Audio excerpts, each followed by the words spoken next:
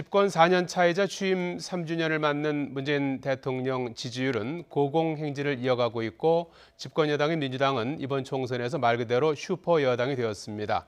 정부 여당이 맘만 먹으면 뭐든 할 수 있는 상황인데 이게 약일지 독일지는 결국 야당을 어떻게 끌어안을지에 달려 있습니다. 이대건 기자입니다.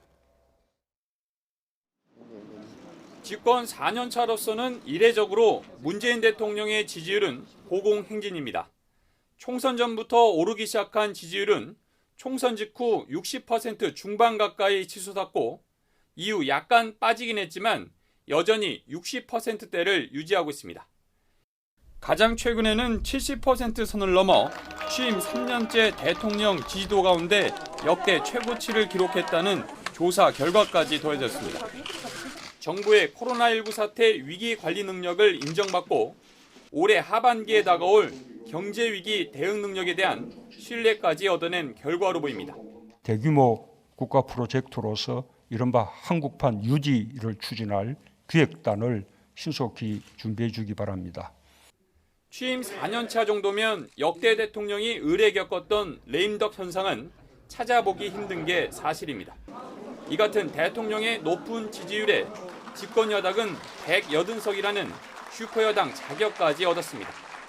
이로써 문재인 정부와 집권 여당은 마음만 먹으면 하고 싶은 여러 개혁 과제를 추진할 수 있는 정치적 토대가 마련됐습니다. 그런데 아직은 자만하지 않는 모습입니다. 총선 직후 언론에서 개헌 추진이나 검찰총장 거취 문제가 나오자 이해찬 대표가 직접 나서 차단하면서 최대 현안인 코로나 사태 극복과 경제위기 대비에 집중할 때라고 강조했습니다. 이는 열린우리당 트라우마 때문입니다. 탄핵 역풍으로 과반을 확보하고도 개혁과제 성과보다는 추진 과정에서의 불협화음만 부각했던 과거를 반복하지 말자는 겁니다. 열린우리당의 그 아픔을 우리는 깊이 반성을 해야 합니다.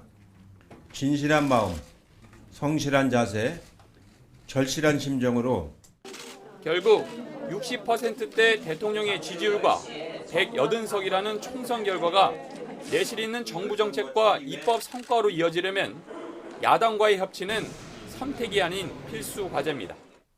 60과 180, 이 두 숫자가 문 대통령과 민주당에 주는 무게감은 남다릅니다. 잘 쓰면 약이지만 잘못 쓰면 과거처럼 독이 될 수 있기 때문입니다. YTN 이대훈입니다.